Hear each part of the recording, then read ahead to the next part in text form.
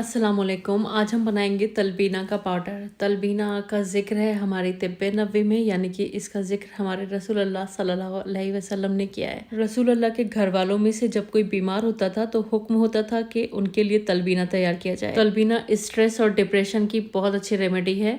तो यहाँ पर हम तलबीना का पाउडर बनाएंगे, जिससे कि आप बहुत इंस्टेंट तरीके से तलबीना तैयार कर सकते हैं और झटपट इसको कंज्यूम कर सकते हैं।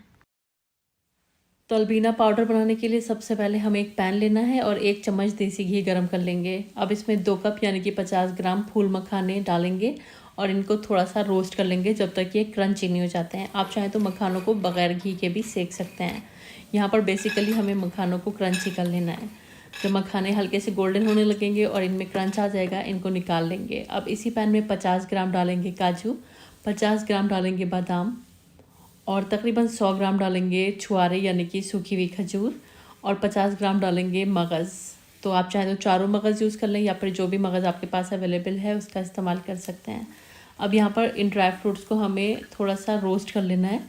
बस इतना रोस्ट करना है कि इसके अंदर से मॉइस्चर निकल जाए, बहुत ज़्यादा इनका कलर नहीं बदलेंगे। मॉइस्चर निकलने से जब हम इसको स्टोर करेंगे तो इसमें फंगस वगैरह लगने का डर कम हो जाता है।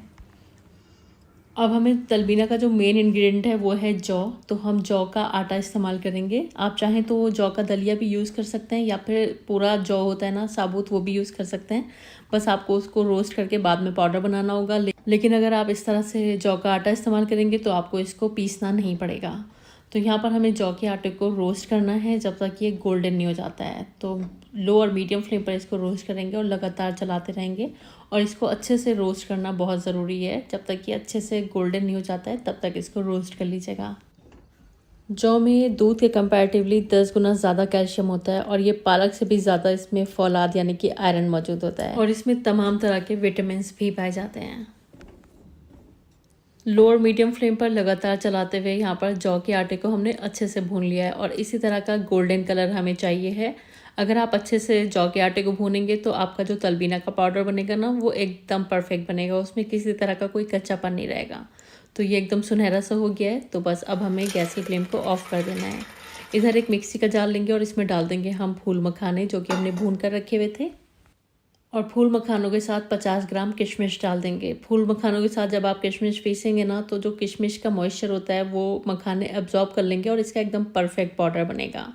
तो आप देख रहे हैं एकदम परफेक्ट खिला खिला पाउडर तैयार है, वरना अगर हम किशमिश को अलग से पीसते तो वो काफ़ी सॉफ्ट और गुई सी हो जाती है।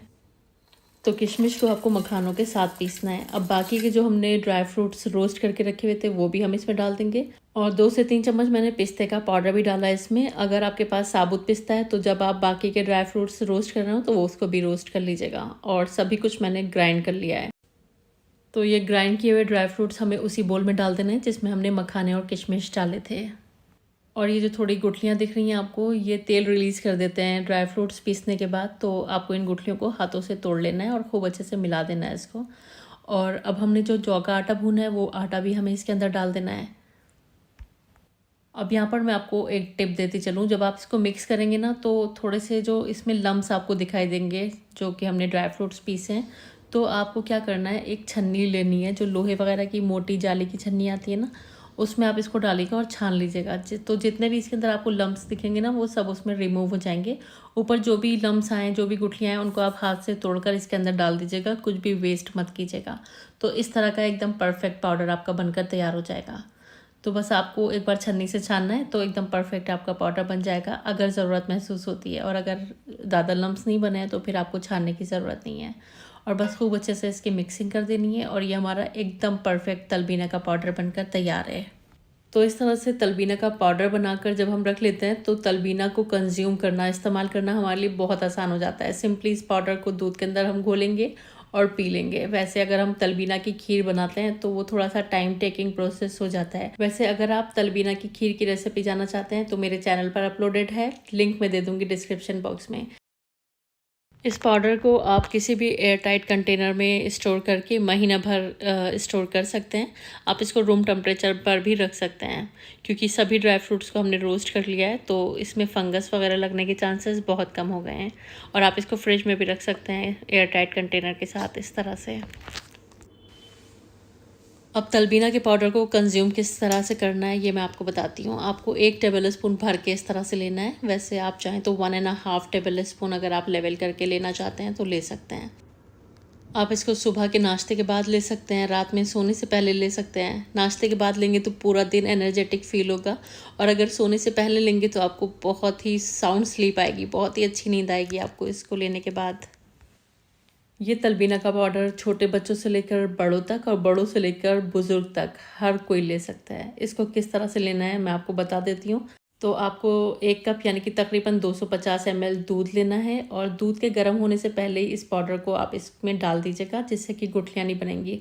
खूब अच्छे से मिला दीजिएगा, और अब गैस की फ्लेम को ऑन कर दीजिएगा और हाई फ्लेम पर इसमें उबाल आने का वेट कर लीजिएगा। जब इसमें उबाल आ जाए तो गैस की फ्लेम को धीमा कर दीजिएगा, और धीमी आंच पर इसको 1.5 से 2 मिनट और पका लीजिएगा।